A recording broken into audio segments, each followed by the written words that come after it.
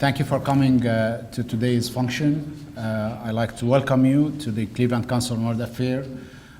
This is one of our public programs series, and I hope you enjoy it, and I hope to see you again in upcoming events. Welcome to the Council on World Affairs for the newcomers and new faces. I do see a lot of new faces today, so this is very exciting. And this is an old organization in the city, 90 years old. We do a lot of public speaking series on international issues.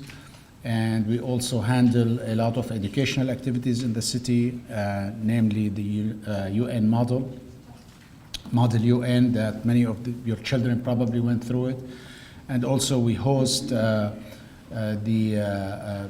International Visitor Program, about 250 people from different professions who come to the city, and we administer that function. They meet their counterpart in Cleveland, and it's been very productive and positive program. You will have a chance to host many of these delegations from all over the world in your homes if you so wish. And if you so wish, please show your interest to our staff, and you will have a chance to spend an evening with these delegations. It's usually a very positive experience. I was in Washington attending the WACA conference with our president, Heather Hodges, Ambassador Heather Hodges, and our executive director, Maura, who could not be here today with us. This is the conference given by the World Affairs Council of America, which is the umbrella organization for the Council on World Affairs in the country. There are about 90 councils throughout the country. And they give this conference once a year. They select 6 topics of interest every year, so they get the most relevant at the time. And I have to tell you, the very first panel discussion, 1 out of 6, and the first was cybersecurity. So it's a very important topic, and we're very privileged. Stole my topic. Well, we're bringing it to Cleveland now. So we're very privileged and happy to have Mrs. Terry Roberts addressing you tonight with this issue. She was here, actually. We hosted her as part of CCFR program about 3 years ago. And everybody liked her so much that she had a second visit today. So Ambassador Hodges will present Mrs. Terry Roberts.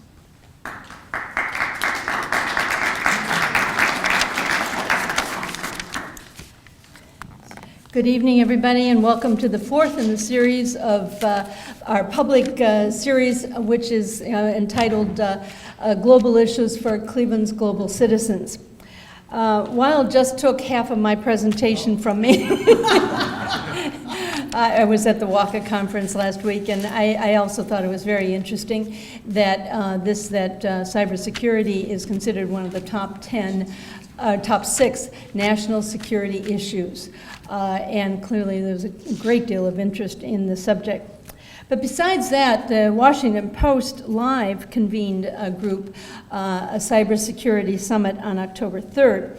And they invited national security officials, industry experts, and journalists to discuss exactly this subject. I want to quote from an article that summarized this summit. The Post said, "There are a few topics in Washington more urgent than cybersecurity." I would correct that because it's not just Washington, but it is something that many people in Washington are focused on.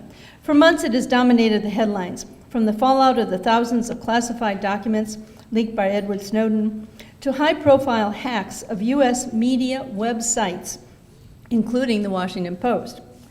Government and private computer networks safeguarding everything from weapon designs to credit card numbers are under constant attack. Often cyber thieves want to steal trade secrets, information, or money. But cyber experts say that hackers increasingly also want to disrupt and destroy. The nation that brought you the internet has been so enriched by it, now has the most to lose from attacks on it. I recommend, if you're interested in the subject, that you do look online, of course, to excerpts from this summit that the Washington Post had. But more important than that is that among the experts who were convened for this cyber security summit was our guest tonight, Terry Roberts. Terry Roberts is a former deputy director of Naval Intelligence, and she is currently TASC's vice president for Intel and Cyber.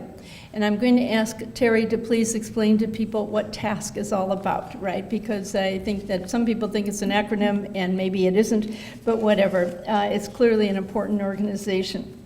And just to read one line from her bio, the TASC's largest business group, or she is the deputy director of TASC's largest business group, serving the entire U.S. intelligence and cyber communities, managing a large cutting-edge portfolio of system and software, engineering/architecture, cyber and intelligence analytics, and financial enablement.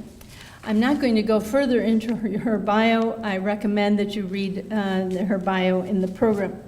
Let me just say that we have brought a guest tonight who has considerable experience in cybersecurity, and I know you're going to find her a very knowledgeable and dynamic speaker.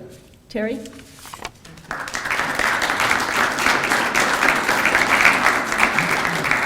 So, hi everybody. I want to talk to you for a little while and go over some concepts with you, but I really want the conversation driven by your questions, so feel free to take those down as I'm going over a few things. I want to read some of the articles that actually some of my folks from my library at my company sent to me just today. So they said, FBI warns that Anonymous, and Anonymous is a hacktivist organization, okay, has hacked US government sites for over a year. As you go deeper, it's basically that they've gotten root level access within some of the government sites. The next article is travelers are exposing their data on public networks. In other words, as you go online to make your airline reservations with Expedia.com or whomever, they're picking up on that personal data that you're placing at those sites. Netflix users, of which my children are definitely a part of that group, are in danger of unknowingly picking up malware from the Netflix site.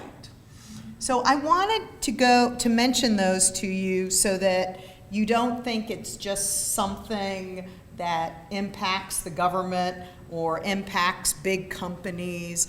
This is actually a dynamic that affects each and every one of us, okay? If I could go to the first slide, I can do this. Let's see. Am I pointing it at somebody? There's an arrow to the right. There. Okay, perfect.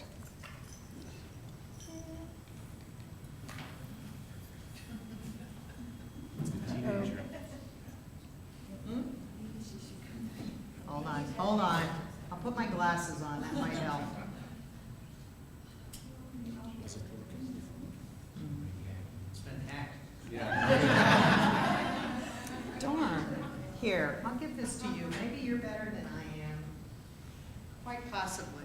I'm sorry. If you can get it to work, then hand it back to me. So first of all, I'll talk a little bit the background of the company that I currently work for. It was originally established 45 years ago to support the intelligence community, and it was called the Analytics Sciences Corporation. It was then bought by TRW and bought by PRC and bought by Northrop Grumman, and then because we don't productize, we provide engineering consulting services. Then Northrop Grumman spun us off about 3 years ago. So we are an independent company right now, owned by financial corporations in New York, KKR, and General Atlantic. So I think the first important thing is the overall concept of the cyber environment. And I think it's important to understand that it really is everything associated with the systems, the networks, the software, the business and work that you do in that space. So it's our economy, it's how we socialize, it's how we communicate, it's how we do business. It's everything that I can think of except for physical work today has migrated to this environment. So when we're talking about this environment, we're talking about where we get everything done. So that's why whether it's secure or assured is so critical to us, right? If it was just like the television and the television goes off and so it's one aspect, right, of your life, then you can sort of, put that in a category and say, okay, I have other means of hearing what's going on through the radio, right, through newspapers and online. But when this environment is impacted, there's really, think about your day. What would you not be able to do? And where you go and the services that support you, would they be able to support you? You ever go into a store and they say, the system's down. And they can't even take your cash and work a transaction. So everything that we do in the developed world is totally reliant upon this environment.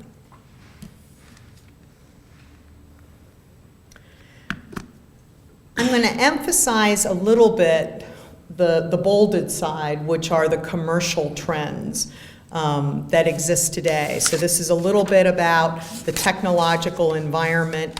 And I'm also, my talking points are focused more on mid-sized business and small business, and then I'll get a little bit into critical infrastructure. But I wanted to make sure that it was relevant to those of us who work in the business world and, move the U.S. economy along. So some of the dynamics are that this is a new market model, this cyber environment.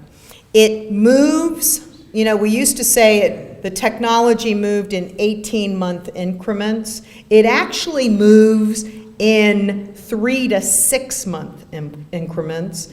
And in the cyber operational environment, meaning how we develop new tools and new technologies, it can be days.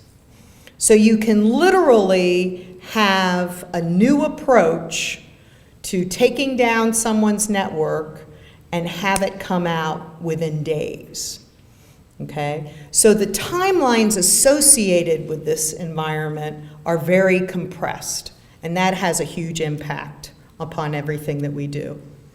The other thing that's really interesting about networks and computing and software, and remember, software is sort of the brain of the cyber environment, right? Everything is software-driven functionality.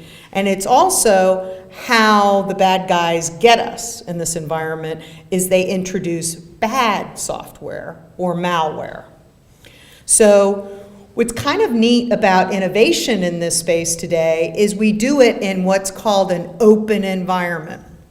And that open environment means that people from around the world go in wikis, which are online discussion and innovative sites, and they develop new software approaches and capabilities by working together virtually online in this environment, and they can create a new app or a new approach, right? Or conversely, hackers can converge in the environment and create a new vulnerability, okay, that they can leverage. So all of this is done continuously and virtually and around the world. So that's a force that's also driving this environment. Along with that is really a unique role of small companies. And you know, I was 3.5 years as the executive director of the Software Engineering Institute at Carnegie Mellon University. And there's this fabulous dynamic that's going on at research and development universities, particularly in the US. And it's funny, I was at a Harvard symposium this summer, and a CEO from an MIT spin-off company was at that symposium, just incredibly impressive young man.